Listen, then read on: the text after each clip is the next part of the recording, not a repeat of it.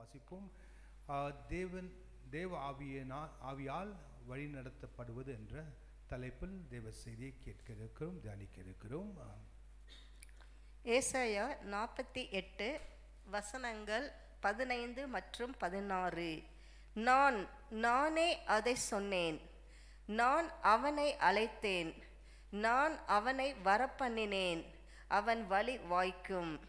நீங்கள் என் சமீபத்தில் வந்து நான் சொல்வதை கேளுங்கள். நான் ஆதி முதற்கொண்டு அந்தரங்கத்தில் பேசவில்லை, அது உண்டான காலம் துவங்கி அங்கே நான் இருந்தேன். இப்பொழுதோ கர்த்தர் ஆண்டவரும் அவருடைய ஆவியும் என்னை அனுப்புகிறார்.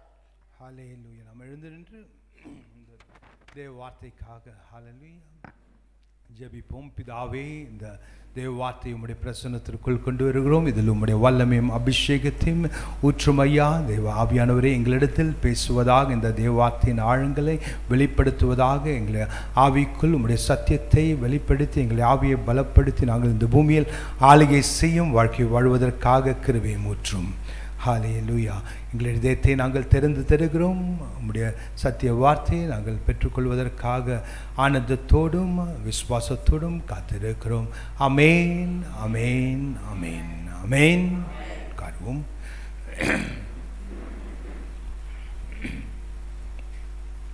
தேவ ஆவியால் வழி நடத்தப்படுவது இந்த கிறிஸ்துவ வாழ்க்கையின் ஒரு முக்கியமான ஒரு பாகமாக இருக்கிறது.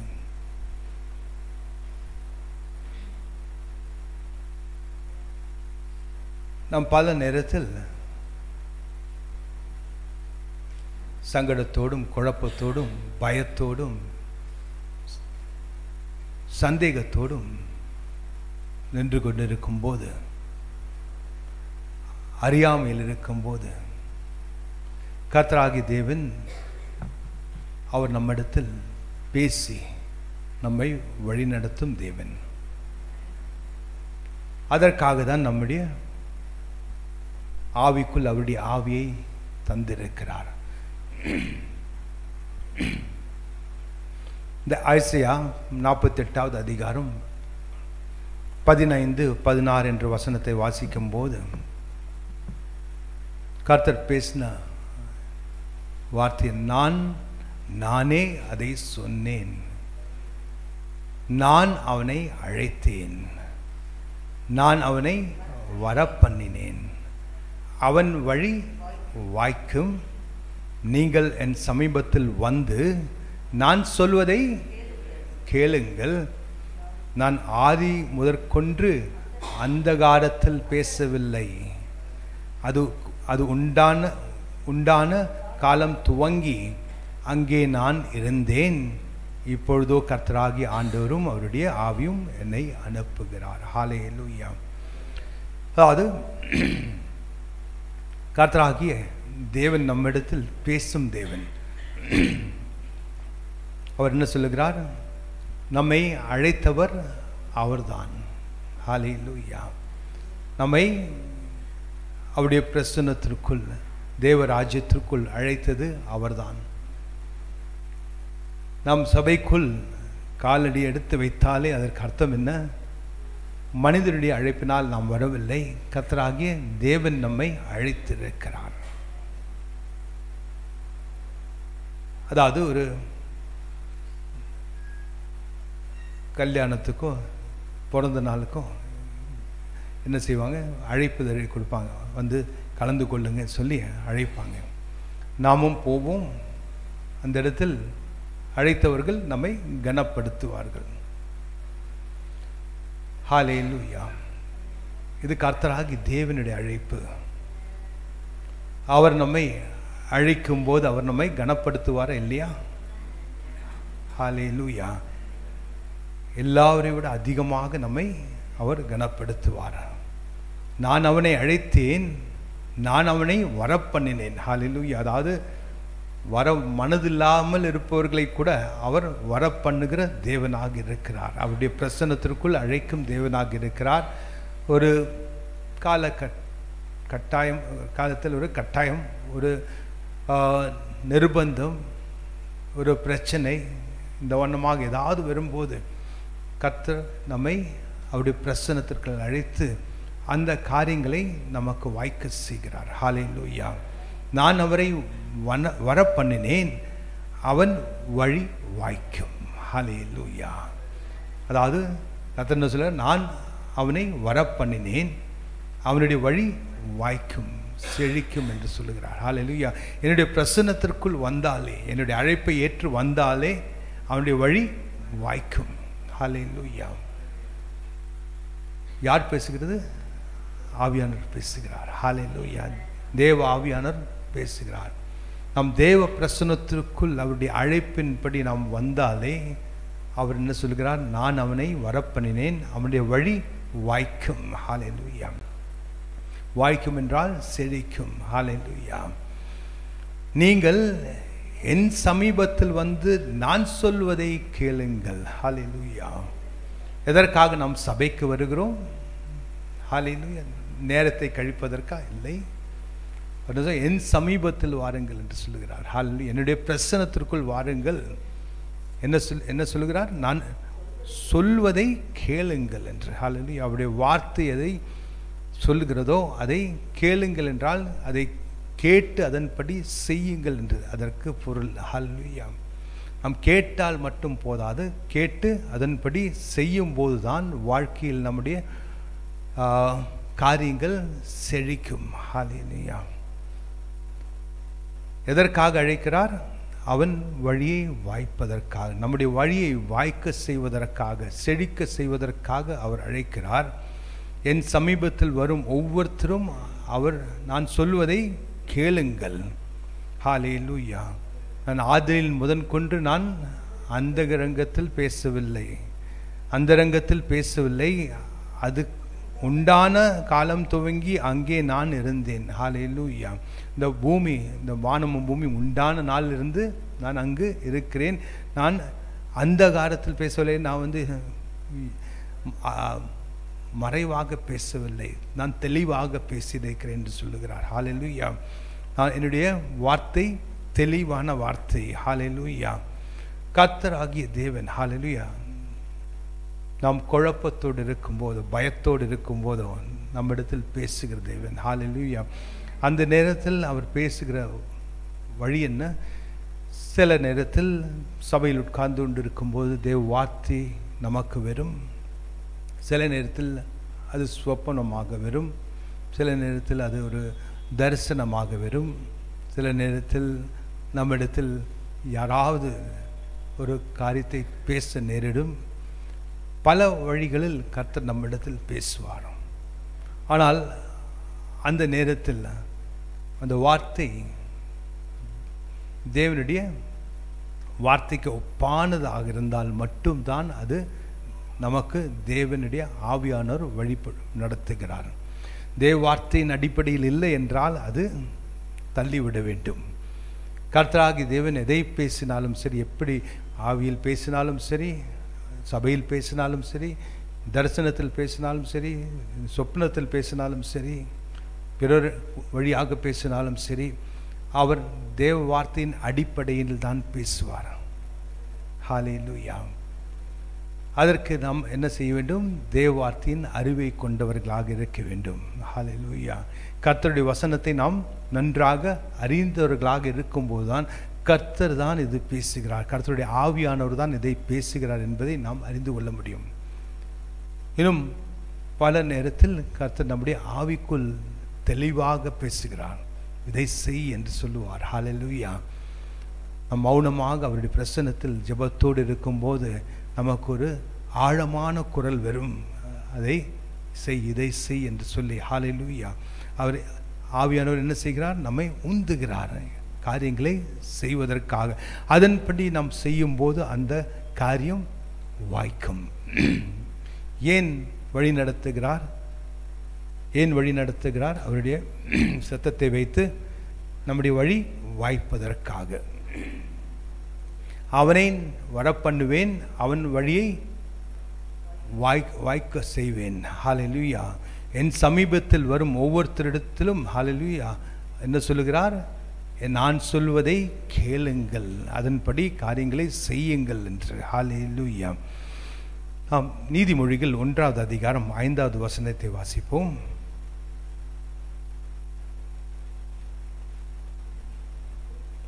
புத்திமான், நீதிமொழிகள் 1வது அதிகாரம் 5வது வசனம். மேலே தள்ளுங்க, மேலே தள்ளுங்க. Is this mic working? நீதிமான் இவைகளை கேட்டு அறிவில் தேறுவான், விவேகி நல் யோசனைகளை அடைந்து. ஹல்லேலூயா. புத்திமான் விவேகன். ஹல்லேலூயா. புத்திமான் இவைகளை கேட்டு அறிவில் தேறுவான், விவேகி நல் யோசனைகளை அடைந்து. ஹல்லேலூயா. அதாவது புத்திமான் என்றால் அதற்கு அர்த்தம் என்ன? கர்த்தருடைய வார்த்தைக்கு செவி கொடுக்கிறவன், அதன்படி செய்கிறவன் புத்திமான். புத்திமான் இவைகளை கேட்டு அறிவில் தேறுகிறான். ஹல்லேலூயா. தேவ வார்த்தையை கேட்டு எதில் தேறுகிறான்? அறிவில் தேறுகிறான். ஹல்லேலூயா. அதாவது அறிவு என்றால் என்ன? நல்லது கெட்டது தெரிந்து கொள்வதுதான் அறிவு. நாம் எதற்கு அறிவை வைத்திருக்கிறோம்? நல்ல காரியங்களை செய்து நமக்கு வெற்றியை செழிப்பை கொண்டு வரும் காரியங்களை அறிந்து அதன்படி செய்வதற்காக தான் நாம் அறிவை சேகரிக்கிறோம். எல்லாவற்றையும் விட அதிகமான ஞானம் எதிலிருந்து வருகிறது? தேவ வார்த்தையிலிருந்து. ஹல்லேலூயா. தேவ வார்த்தையின் ஞானத்தை நாம் ஏற்றுக்கொள்ளும் போது, பெற்றுக்கொள்ளும் போது கர்த்தராகி தேவனுடைய அறிவை நாம் பெற்றுக்கொள்ளுகிறோம். ஹல்லேலூயா. தேவ வார்த்தையில் இருக்கும் ஞானம் தேவ அறிவை நமக்கு போதிக்கிறது. ஹல்லேலூயா. சில நேரத்தில் யாருக்கிட்டாலும் கோபம் இருந்தால் என்ன சொல்லுவோம்? அறிவு கெட்டவனே சொல்லுவோம். ஏன் இந்த மாதிரி திட்டுகிறோம்? அதாவது ஏதோ தவறை செய்திருக்கிறார்கள், செய்ய வேண்டியது இந்த வண்ணமாக, ஆனால் அதை தவறை செய்திருக்கிறார்கள், அதனால்தான் அறிவு கெட்டவன் என்று சொல்கிறேன். அதுக்கு அர்த்தம் என்ன? நல்லது கெட்டது தெரியாதவன் என்று. அறிவு கெட்டவன் என்றால் நல்லது கெட்டது தெரியாதவன்.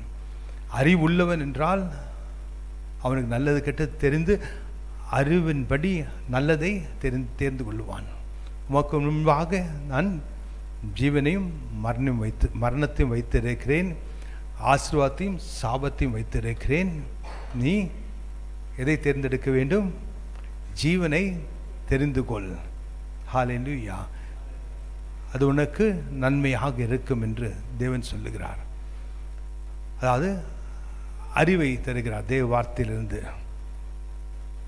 ஜீவனையும் மரணத்தையும் வைத்திருக்கிறேன், ஆசீர்வாதத்தையும் சாபத்தையும் வைத்திருக்கிறேன். நீ ஜீவனை தெரிந்து கொள், அது உனக்கு நன்மையாக இருக்கும் என்று. ஹல்லேலூயா. தேவ வார்த்தை எல்லாமே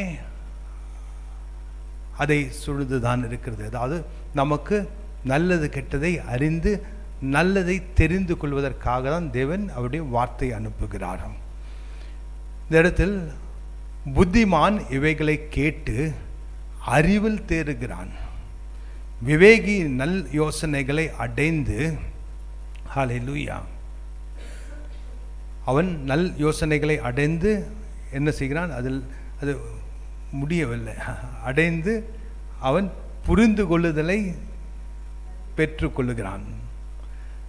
விவேகி நல் யோசனைகளை அடைந்து அவன் புரிந்து கொள்ளுதலை பெற்றுக்கொள்ளுகிறான். புரிந்து கொள்ளுதல் என்றால் ஒரு காரியத்தை புரிந்து கொள்வது. யோசனை எதற்காக தருகிறோம்? ஆலோசனை எதற்காக தருகிறோம்?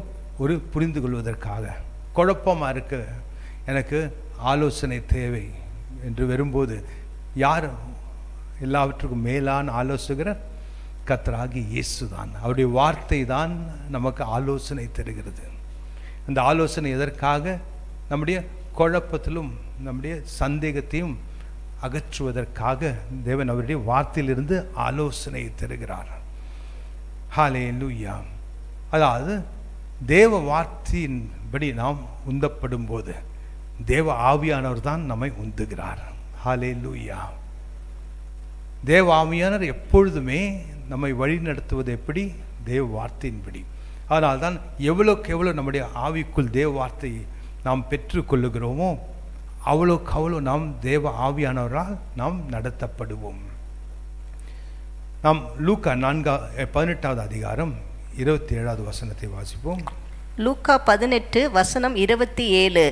அதற்கு அவர், மனுஷரால் கூடாதவைகள் தேவனால் கூடும் என்றார். ஹல்லேலூயா. யார் சொன்னது? இயேசு சொன்னார். அவர் என்ன சொன்னார்? மனுஷரால் கூடாதவைகள் தேவனால் கூடும் என்றார். ஹல்லேலூயா.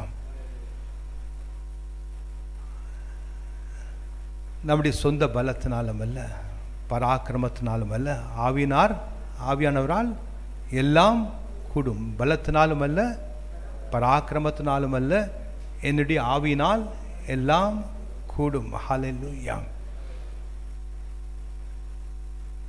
கர்த்தராகி தேவன் தான் முடியாத காரியங்களை முடிக்கிறவர், செய்து முடிக்கிறவர். ஆனால் அவருடைய வார்த்தையின்படி நாம் செய்யும்போது நம்முடைய புரிந்து கொள்ளுதலுக்கும் நம்முடைய சொந்த மனித ஞானத்திற்கும் அப்பாற்பட்ட காரியமாக இருக்கும். ஹல்லேலூயா. அதாவது ஒரு ஆலோசனை கர்த்தர் சொல்லுகிறார், உன்னுடைய சத்ருவை நீ சிநேகிதி என்று, அதாவது அன்பை செலுத்து என்று சொல்லுகிறார். அது உலக ஞானத்திற்கு அப்பாற்பட்ட காரியம். சத்ரு என்றால் யாரு? எதிரி. அவனை போய் நீ அன்பு செய் என்று சொல்லும்போது அது மனதுக்கு எட்டாத காரியம். ஆனால் கர்த்தராகிய தேவன் எதை சொல்லுகிறார்? என்னை போல் இந்த பூமியில் வாழ் என்று சொல்லுகிறார். அதாவது கர்த்தராகிய தேவனுடைய வார்த்தைக்கு இணங்கி அதற்கு கீழ்ப்படியாத ஜனம் எல்லாமே அவருக்கு எதிராக தான் செயல்படுகிறார்கள். சுருக்கமாக போனால் அவங்க கர்த்தருடைய எதிரி. அப்படி இருந்தும் கர்த்தர் அவர்களை நேசிக்கிறார். ஹல்லேலூயா. அதனால்தான் உனக்கு எதிரியாக இருக்கலாம், ஆனால் நீ என்னை போல் அவர்களை நேசி என்று சொல்லுகிறார். ஏன்? நேசிக்கும் போது அந்த அன்பில் மரணத்தில் இருக்கிற அந்த வல்லமையை விட அதிகமான வல்லமை இருக்கிறது அன்புக்கு. ஹல்லேலூயா. மரித்த காரியங்களை உயிர்ப்பிக்க செய்வது கர்த்தருடைய தேவ அன்பு. ஹல்லேலூயா. லாசரஸை எழுந்திரு என்று சொன்ன லாசரஸ் எழுந்து நின்றதற்கு காரணம் என்ன? அந்த மரணத்தின் வல்லமை தேவ அன்பின் முன்பாக நிற்க முடியவில்லை. அந்த மரண வல்லமை அது அழிக்கப்பட்டது. மரணத்தின் வல்லமை அழிக்கப்பட்டது. தேவ அன்பு வந்து இறங்கின போது அந்த இடத்தில் மரணத்தின் வல்லமை அழிக்கப்பட்டது. அதாவது நமக்கு அழிவு வரக்கூடாது என்பதற்காக தான் தேவன் என்ன சொல்லுகிறார்? நீ பகைவன் ஆனாலும் சரி, எதிராளியாக இருந்தாலும் சரி, எதிரியாக இருந்தாலும் சரி, அவனை நீ அன்பு செய், உனக்கு நல்லது, உனக்கு நன்மை வரும். அவன் ஒரு காரியத்தை செய்தால் அதற்கு எதிராக நாம் அதற்கு ஈடாக ஒரு தீமையை செய்தால் அவனுக்கும் நமக்கும் எந்த ஒரு வித்தியாசமும் இல்லை. நாம் யாருடைய பிள்ளைகள்? தேவ பிள்ளைகள், தேவ ஆவியானவரை பெற்றவர்கள். தேவ ஆவியானவருடைய வழிநடத்தில் நாம் நடக்க வேண்டும், கர்த்தருடைய வார்த்தையின்படி நடக்க வேண்டும். அதனால்தான் பகைக்கிறவர்களையும் நம்முடைய எதிரிகளையும் நாம் அன்பு செய்ய வேண்டும் என்று சொல்வதற்கு காரணமே என்னை போல் நீ இரு என்று சொல்லுகிறான். என்னுடைய சர்வ வல்லமையில் நீ இந்த பூமியில் வாழலாம். என்னை போல் நீ மன்னிக்கிற தன்மை உனக்கு இருந்தால். ஹல்லேலூயா. எவ்வளோ மோசமான காரியங்களை செய்தும் கர்த்தராகிய தேவனிடத்தில் போய் இயேசு நாமத்தில் மன்னிப்பை கேட்கும்போது இயேசு எல்லா பாவங்களையும் என்ன செய்தார்? சிலுவையில் நம்முடைய பாவங்களை சுமந்து தீர்த்தார். அவருடைய பாவம் இல்லாத சரீரத்தில் தான் பாவம் சுமந்து தீர்க்க முடியும். அதனால்தான் நம்முடைய பாவத்திற்கு விமோசனம் வேற எதுவுமே இல்லை. அவருடைய பரிசுத்த சரீரம், அவருடைய பாவமற்ற சரீரம் சிலுவையில் அது பலிபீடமாக இருந்தது. உலகத்தின் பாவங்களை சுமக்க வந்த தேவ ஆட்டுக்குட்டி என்று இயேசுவை அழைத்தார். யார்? முழுக்க இந்த யோவான் ஞானஸ்தானி. இதோ வருகிறார், இந்த உலகத்தின் பாவத்தை சுமந்து தீர்க்க வந்த தேவ ஆட்டுக்குட்டி. ஹல்லேலூயா. எந்த ஒரு எதிர்ப்பும் தெரிவிக்காமல் சிலுவையிலுக்கு அனுப்பின போது அவர் சிலுவையில் மரிப்பதற்காக ஒப்பு கொடுத்தவர். எதற்காக? நம்முடைய பாவத்தை சுமந்து தீர்க்க வந்த தேவ ஆட்டுக்குட்டி. இந்த உலகத்தில் யாருக்கும் தெரியவில்லை அவர் எதற்காக சிலுவைக்கு போனார் என்று. அந்த நேரத்தில் தேவனை தவிர ஹல்லேலூயா எல்லாம் நினைத்தார்கள், ஓ இயேசுவை சிலுவையில் அறைந்து அவரை முடித்து விட்டோம், அவர் இனிமேல் இந்த மரணமாக இனிமேல் பூமியில் நடமாட முடியாது என்று. கர்த்தராகிய தேவனே நமக்கு ஹல்லேலூயா அவரே வந்து இறங்கினார். எதற்காக? இந்த பூமியில் பிறந்த எல்லோருடைய வாழ்க்கையில் எல்லோருடைய சரீரத்திலும் என்ன இருக்கிறது? ஆவிக்குரிய அந்த தீமையான வல்லமை, பாவ வல்லமை. அந்த ஆவிக்குரிய ஆவியான அந்த பாவத்தின் பாவையானது என்று அதற்கு சொல்லுகிறோம். பாவத்தை யாரும் பார்த்ததில்லை. நம்முடைய மாம்ச கண்களால் பார்க்க முடியாத காரியத்தை தான் ஆவியான காரியங்கள் என்று சொல்லுகிறோம். இந்த பாவத்தை யாரும் பார்த்ததில்லை. பரிசுத்தத்தை பார்த்துருக்கீங்களா? பரிசுத்தத்தையும் பார்த்ததில்லை.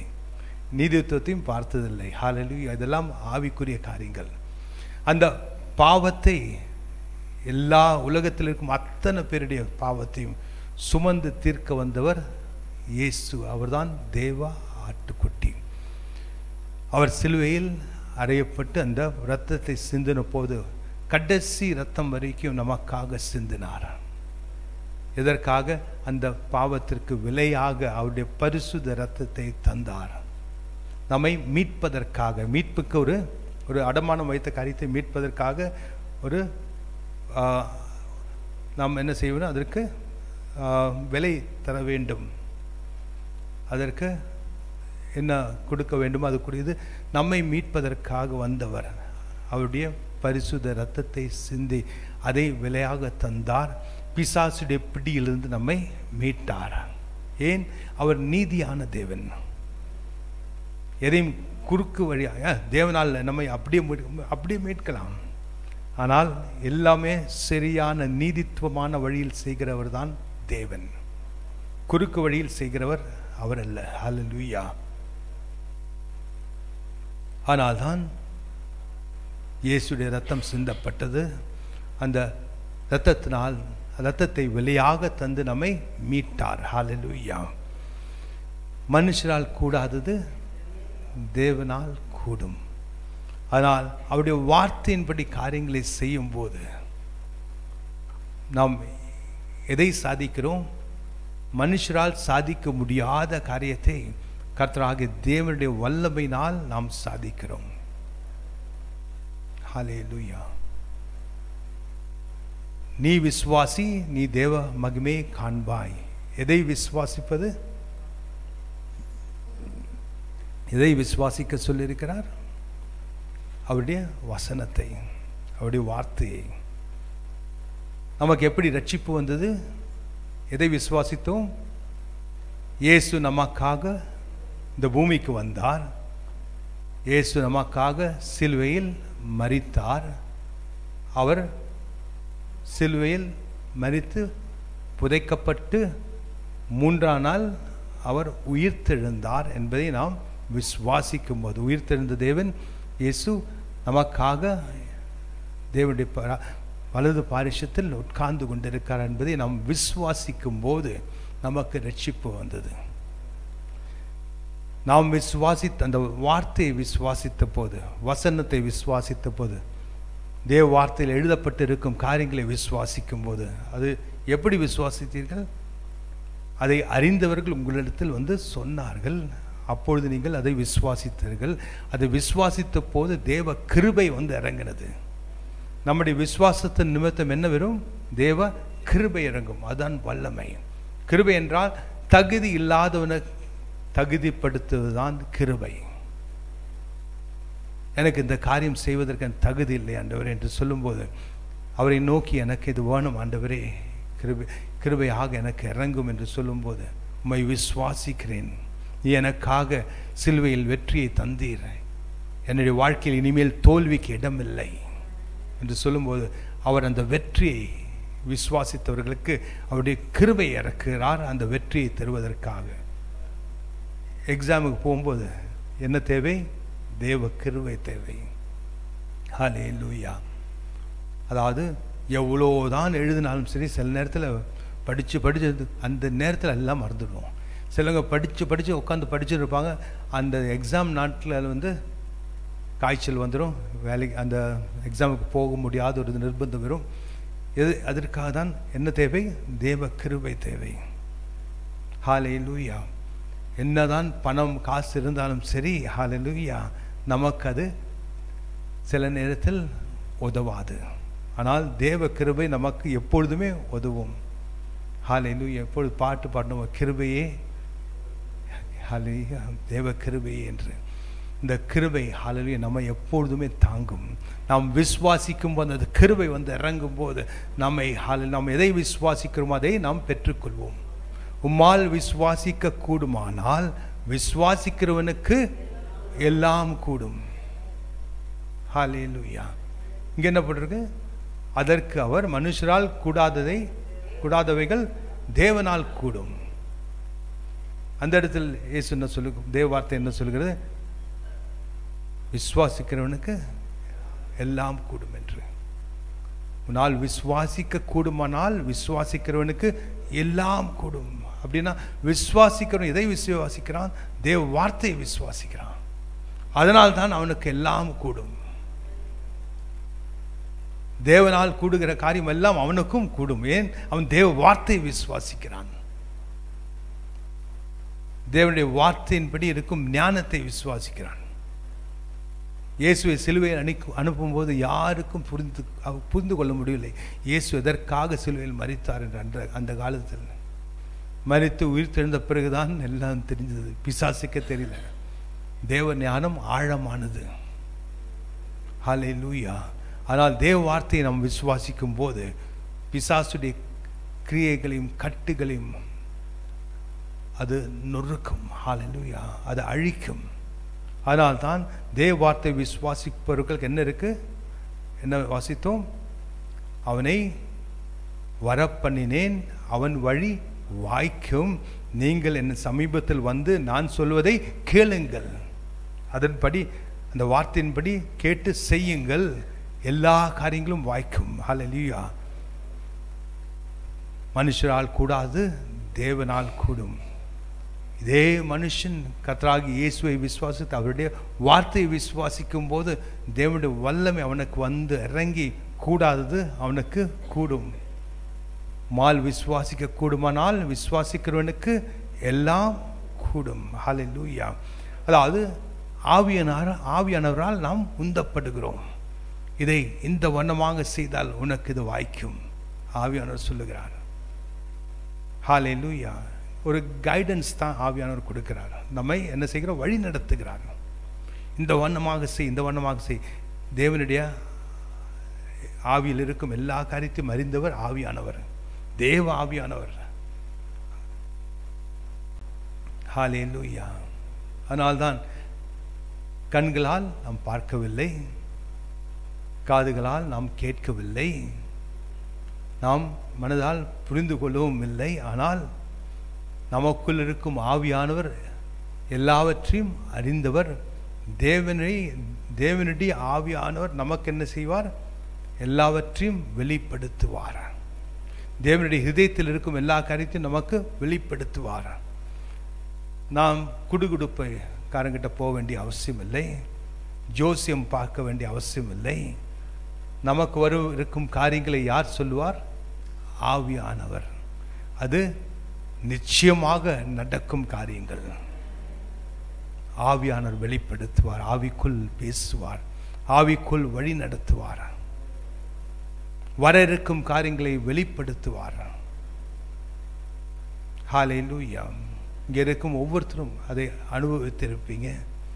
கர்த்தராகிய தேவன் உங்களிடத்தில் பேசியிருப்பார் வர இருக்கும் காரியங்களை பற்றி. அப்படி பேசலைன்னா அவருடைய வார்த்தையில் இருக்கும் காரியங்களை விசுவாசித்து, தேவனை இதன்படி தான் என்னுடைய வாழ்க்கை நடக்கும். ஹல்லேலூயா. யாக்கோபு 3வது அதிகாரம் 18வது வசனத்தை வாசிப்போம். யாக்கோபு 3:18.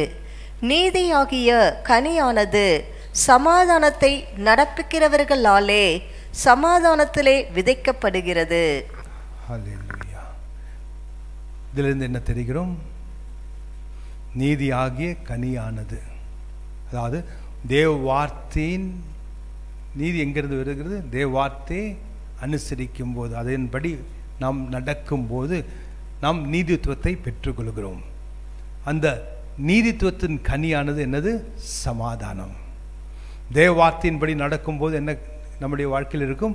சமாதானம். ஆவியானவர் இடத்தில் கேட்டால் எனக்கு சமாதானம் வேணும் ஆண்டவரேன்னு சொன்னால் என்ன செய்வார்?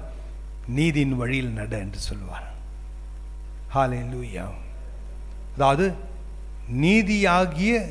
நீதியாகிய கனியானது சமாதானத்தை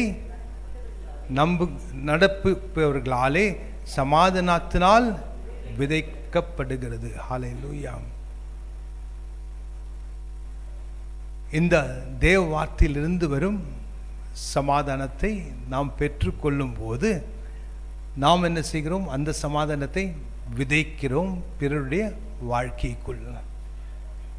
ஹல்லேலூயா. சுவிசேஷத்தை சொல்ல போகும்போது என்ன செய்கிறோம்? சமாதான விதையை விதைக்கிறோம். வருத்தப்பட்டு பாரம் சுமக்கிறவர்களே எல்லோரும் என்னிடத்தில் வாருங்கள், நான் உங்களுக்கு இளைப்பாறுதலை தருகிறேன் என்று கர்த்தராகிய இயேசு மத்தேயு 11வது அதிகாரம் 28வது வசனத்தில் சொல்லியிருக்கிறார். அதன்படி தான் நாம் சுவிசேஷம் சொல்ல போகிறோம். எவ்வளோ வருத்தத்தோடு பாரம் சுமத்து கொண்டிருந்தாலும் சரி, உங்களுக்கு ஒரு விடிவு காலம் இருக்கிறது. இயேசு உங்களை அழைத்திருக்கிறார்.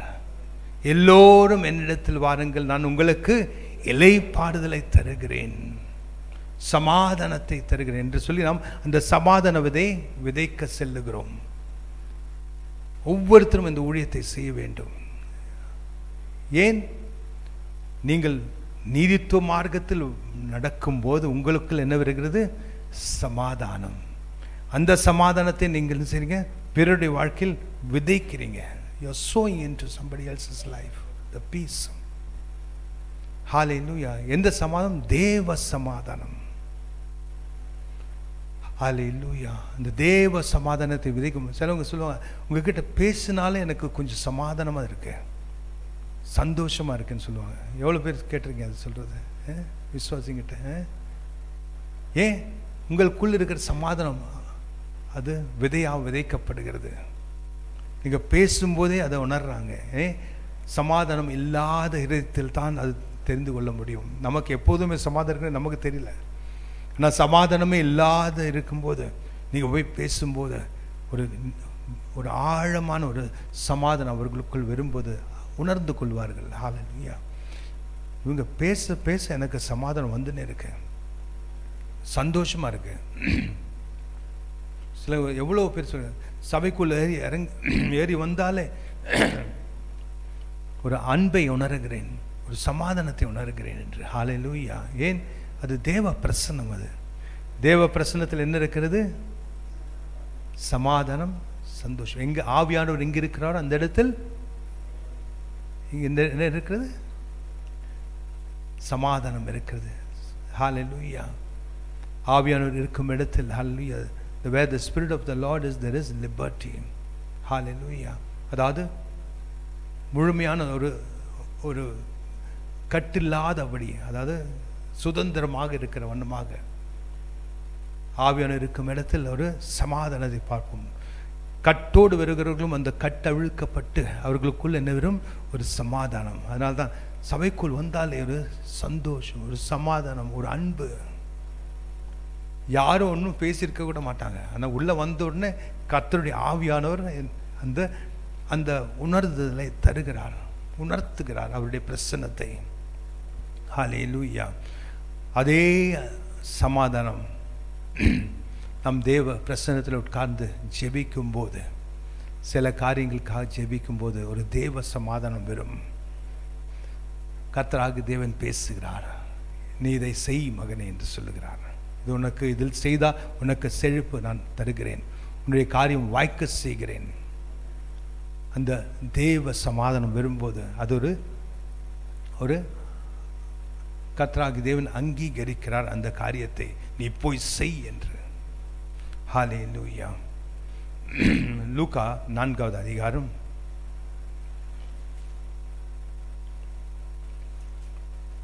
1வது வசனம்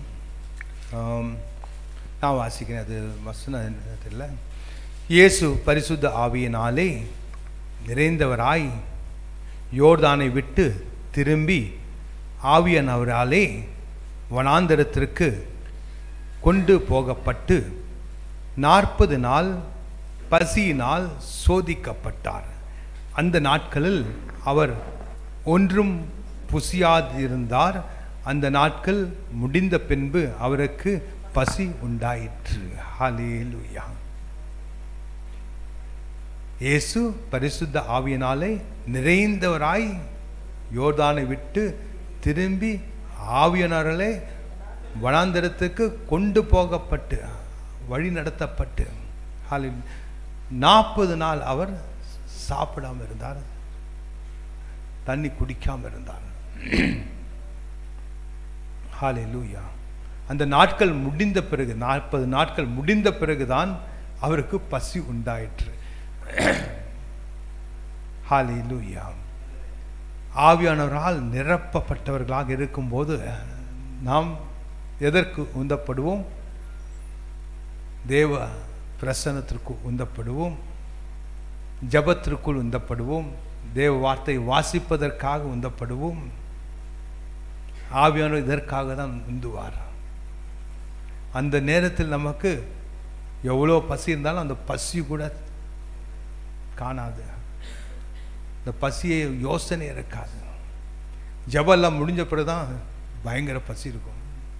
அதனால தான் இந்த உபவாச ஜபம் முடிஞ்ச உடனே சாப்பாடு போடுறோம். ஏன்னா அந்த டைமில் பசி இருக்காது. நல்ல ஜபத்தோடு உட்காரும்போது எல்லாம் ஜபம் முடிஞ்ச உடனே என்ன இருக்கும்? பயங்கர பசி இருக்கும். இயேசு அந்த வனாந்தரம் 40 நாள் இந்த உபவாசம் இருந்து வெளியே வந்த உடனே அவருக்கு பயங்கர பசி. அப்போதான் பிசாசானவன் சோதிக்க ஆரம்பித்தான். ஹல்லேலூயா. கர்த்தருடைய ஆவியினால் நிரம்பி இருக்கும்போது, ஹல்லேலூயா, கர்த்தர் நம்மை வழி நடத்துவார். எதற்கு வழி நடத்துவார்? போய் சபையில் போய் ஜெபி, உபவாச ஜபத்தில் வீட்டில் உட்கார்ந்து ஜெபி, தேவ வார்த்தையை வாசி. முன்னாடி நம்ம அரும்பாக்கத்தில் செயின் ப்ரேயர் இருந்தது, ரொம்ப நல்லா இருந்தது. இன்னும் யாராவது முன் வந்தால் அது நடத்தலாம். திரும்பி செயின் ப்ரேயர்னால் மாறி மாறி ஒரு மணி நேரம் ஒருத்தர் ஜெபிச்சா அதுக்கு முடியறதுக்குள்ளே இன்னொருத்தர் ஜெபிக்கிறோம். அந்த மாதிரி தொடர் ஜெபம் சபைக்குள்ளே கண்டினியூஸாக ஜெபம் இருக்கணும். செயின் ப்ரேயர் அதுக்கு அர்த்தம். இடைவிடாமல் யாராவது சபைக்குள்ளே ஜெபித்து கொண்டே இருக்கணும். அதில் ஒரு வல்லம் இருக்கிறது. ஜெபிப்பவர்களுக்கும் வர்றவங்களுக்கும் ஒரு வல்லம் இருக்கிறது. சபையில் இருப்பவர்களுக்கும் ஒரு வல்லம் இருக்கிறது. சபைக்குள்ளையும் ஒரு வல்லமை இறங்கும். அந்த செயின் ப்ரேயரில் சங்கிலி ஜெபம் என்று அதற்கு பேர். ஹல்லேலூயா. ஆவியானவரால் நீங்கள் உந்தப்பட்டால் அதற்கு ஒப்பு கொடுத்து வாருங்கள். இல்லைன்றா அது நீடிய நாட்கள் வாய்க்காது. அது ஸ்டார்ட் பண்ண உடனே 2 நாள்லேயே அது முடிஞ்சிடும். ஆனால் ஆவியானவர்லாம் உந்தப்பட்டதுன்னா நீங்கள் தொடர்ந்து வருஷக்கணக்கானாலும் அந்த நேரத்தில் டான்னு வந்து உட்காருவீங்க ஜெபத்திற்கு. ஆனால் சபையில் வரணும் ஜெபிக்கிறதுக்கு. ஏன்? சபைக்குள் ஜெபம் தேவை. தேவ பிரசன்னத்தில் உட்கார்ந்து ஜெபிக்கும் போது சபையோருக்காக ஜெபிக்கும், உங்களுக்காக கர்த்தர் காரியங்களை செய்வார். ஏனென்றால் அந்த நேரத்தை நீங்கள் செலவிடுறீங்க தேவ பிரசன்னத்தில். ஹல்லேலூயா. கடைசியாக ரோமர் 8வது அதிகாரம் 14வது வசனத்தை வாசிப்போம்.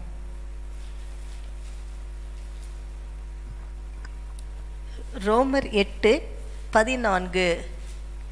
மேலும் எவர்கள் தேவனுடைய ஆவியினாலே நடத்தப்படுகிறார்களோ அவர்கள் தேவனுடைய புத்திரராய் இருக்கிறார்கள்.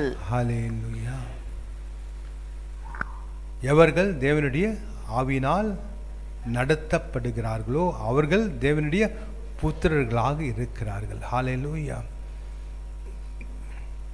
எப்படி தேவனுடைய ஆவியினால் நடத்தப்படுவது?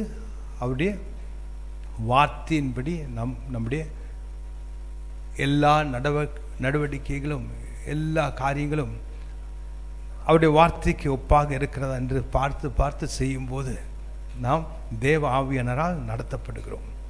எதை செய்தாலும் சரி. அதுக்காக இன்றைக்கி இட்லி சாப்பிடலாமா, நாளைக்கு தோசை சாப்பிடலாம், அது கேட்காதீங்க. அது உங்களுக்கு பிடிச்சது நீங்கள் சாப்பிடுங்க. யாரோ ஒருத்தர் சொன்னார், நான் டிஃபன் சாப்பிடும் போது கூட ஜெபிச்சு தான் சாப்பிடுவேன். நான் ஹோட்டலில் போனால் ஜெபிக்கணும், அவன் அங்கே வெரைட்டி இருக்கும், வீட்டில் ஜெபிக்க முடியாது, கொடுக்கறது சாப்பிடணும்.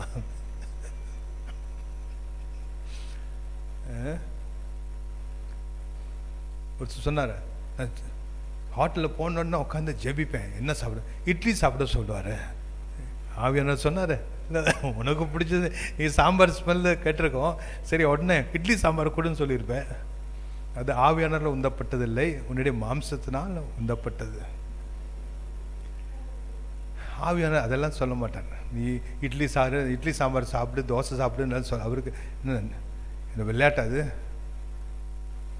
அதாவது நமக்கு நம்முடைய மனதுக்கு எட்டாத காரியங்கள், நாம் அறியாத காரியங்கள், அதற்கெல்லாம் தான் ஆவியான இடத்துல கேட்கணும். ஆண்டவரே என்ன செய்யறது? ஆண்டவரே குழப்பமாக இருக்கு, பயமாக இருக்கு, சந்தேகமாக இருக்கு, என்ன செய்யறது? இதை செய்த இது நடக்குமா? அப்போ ஆவியானவர் ஒரு தெளிவை தருவார். ஒரு ஆவியில் பேசுவார், தரிசனத்தில் பேசுவார், ஒரு சொப்பனத்தில் பேசுவார், இல்லை யார் வழியாக பேசுவார். எப்படியாவது நமக்கு இன்ஃபர்மேஷன் வந்துடும். இல்லை சபையில் உட்காந்துருக்கும்போது அந்த வாரம் வார்த்தை வரும். அதனால தான் ஒவ்வொரு வாரம் வரணும். உங்கள் சபையில் வருகிற வார்த்தை உங்களுக்காக தான். ஹல்லேலூயா. அதை நேராக வந்து கேட்டோம். இணையதளத்தில் வந்து கேட்ட பிரயோஜனம் இல்லை. நம் நேராக வந்து இந்த தேவ பிரசன்னத்தில் அதை கேட்டு அறிந்து கொள்ள வேண்டும். கர்த்தாவே பேசும் ஐயா, என்னிடத்தில் பேசும் என்று சொல்ல. அந்த 1 மணி நேரத்தில் பேசல, ஒரு வார்த்தை கர்த்தர் நேராக உங்ககிட்ட பேசுவார்.